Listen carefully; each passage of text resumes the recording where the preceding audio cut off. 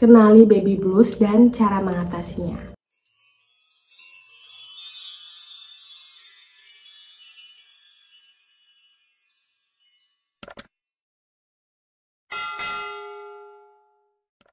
Sebagian besar wanita bisa mengalami baby blues setelah melahirkan. Meskipun gejalanya yang begitu sepele, tapi baby blues ini bisa berdampak negatif bagi ibu dan bayinya loh, Bun.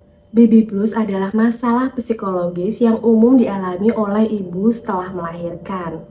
Rasa cemas, mudah menangis, emosional yang kurang kontrol, konsentrasi yang kurang. Nah, itu adalah gejala dari baby blues. Keluhan baby blues biasanya hilang dan timbul, bertahan 2 minggu lamanya. Meskipun begitu, baby blues ini sangat berdampak negatif banget ya Bun kalau tidak segera ditangani, karena ibu tidak akan bisa merawat bayinya dengan baik. Hingga saat ini penyebab baby blues belum diketahui ya Bun, tetapi ada beberapa hal yang memicu terjadinya baby blues. Yang pertama ada perubahan hormon. Karena setelah melahirkan, ibu akan mengalami perubahan hormon yang sangat drastis. Pada masa ini, kadar hormon estrogen dan progesteron akan sangat menurun. Hal ini yang dapat memicu terjadinya perubahan suasana hati, jadi bunda akan lebih cepat sedih, menangis, kemudian mood yang kacau. Nah, demikian juga yang dialami oleh diri saya. Meskipun saya tahu apa itu baby blues, tapi setelah saya terkena baby blues syndrome, itu rasanya tidak terfikirkan sebelumnya ya. Meskipun saat saya hamil, saat saya melahirkan, itu suami saya selalu siaga di samping saya. Bahkan saat bayi saya keluar, saat saya punya newborn, itu ada orang tua saya yang ikut membantu merawat anak saya. Tapi ya begitulah Bun, kalau sudah terkena baby blues itu rasanya tuh ingin menangis terus menerus, sehingga menyebabkan ASI saya itu berhenti. Pentingnya pendampingan saat kita setelah melahirkan. Meskipun tidak banyak orang yang seperti saya udah ada pendampingnya, tapi tetap aja merasa stres, merasa kayak ingin menangis terus menerus gitu. Kalau bisa hal-hal seperti itu bisa ditekan. Ungkapkan hati bahagia, senangnya kita mempunyai anak dan dikelilingi keluarga-keluarga yang sayang sama kita. Harusnya seperti itu ya Bun. Tetapi memang baby blues itu sangat nyata adanya. Kita tidak bisa mencegah baby blues itu datang, tapi gimana caranya kita membuat suasana hati kita selalu bahagia sehingga baby blues itu tidak akan ada atau tidak akan datang gitu Bunda. Yang kedua itu adalah sulit beradaptasi. Menjadi ibu baru itu hal yang sangat-sangat normal ya Bunda. Biasa tidak ada baby, terus ada baby. Biasanya kita tidak pernah begadang, kemudian kita begadang. Itu adalah perubahan yang memang kita alami.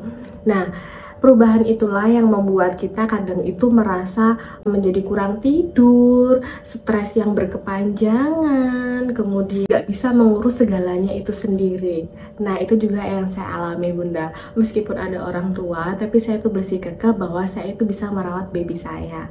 Singkat cerita, saya melahirkan secara seksio cesaria ya Bunda ya. Jadi saya tidak melahirkan normal. Ya, ada sedikit nyeri setelah pasca sesar itu beberapa hari ke depannya, yang itu yang saya alami, dan itu membuat saya ingin merawat diri saya sendiri, dan saya juga ingin merawat bayi saya sendiri. Sehingga sifat saya yang Daniel itu ternyata merugikan diri saya sendiri. Rasa capek yang sebegitunya, terus tidak percaya kepada orang lain menyentuh baby saya selain saya. Nah, itu akan merugikan diri sendiri ternyata Bunda. Jangan sampai hal itu terjadi kepada Bunda ya. Harus tetap slow dan banyak-banyak bahagia saja dalam hati agar tidak terjadi sindrom baby blues ini. Yang ketiga ada kurang tidur. Nah, biasanya kalau punya baby baru itu kan setiap malam baby akan menangis, dan gimana cara kita menjaga dia, menggendong dia, membuat si ibu baru ini tadi kurang tidur, lelah. Nah, kekurang tidurnya itu akan menyebabkan ibu baru ini mudah tersinggung, mudah marah, perasaan tertekan. Nah, itu kembali lagi stres yang berlebihan. sebelumnya kita tidak pernah merasakan hal sedemikian rupa, kemudian kita merasakan hal tersebut. Nah, untuk mencegahnya tetap mempunyai perasaan yang gembira, ria. Yang keempat, ada riwayat gangguan kesehatan mental. Mungkin ada beberapa seorang ibu yang sudah punya riwayat tersebut akan mudah terkena baby blues syndrome ini. Baby blues syndrome ini sangat amat nyata, kita nggak bisa memungkiri. Saya alami, saya terkena baby blues syndrome setelah saya melahirkan. Di situ saya sudah mencoba untuk membahagiakan diri saya dan mencoba pumping setiap 2 jam sekali. 1 hari 2 hari ASI saya keluar, tapi seterusnya ASI saya semakin sedikit dan tidak keluar sama sekali. Saya sudah pijat oksitosin, saya sudah membuat suasana hati saya gembira, makan makanan yang bergizi tidak ada pantangan sama sekali. Nah, di situ benar-benar rasa sedih saya yang teramat sangat karena ASI saya berhenti begitu saja.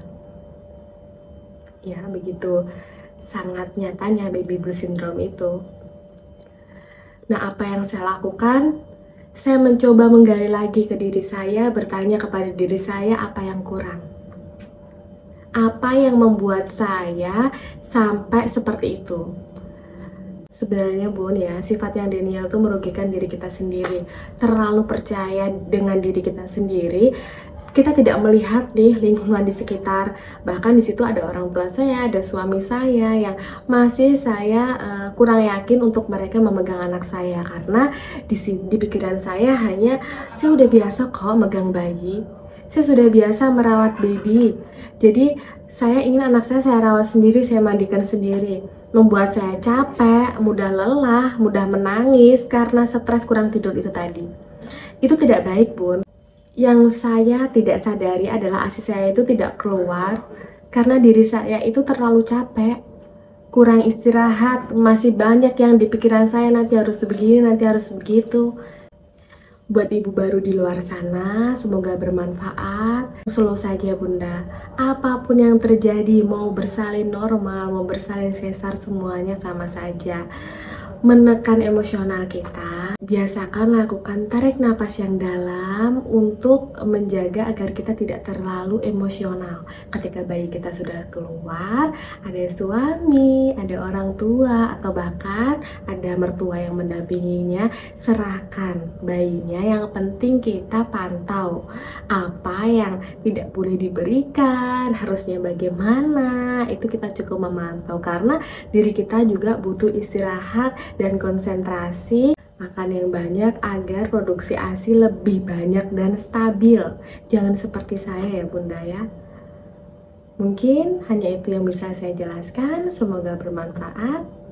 Salam sehat untuk kita semua.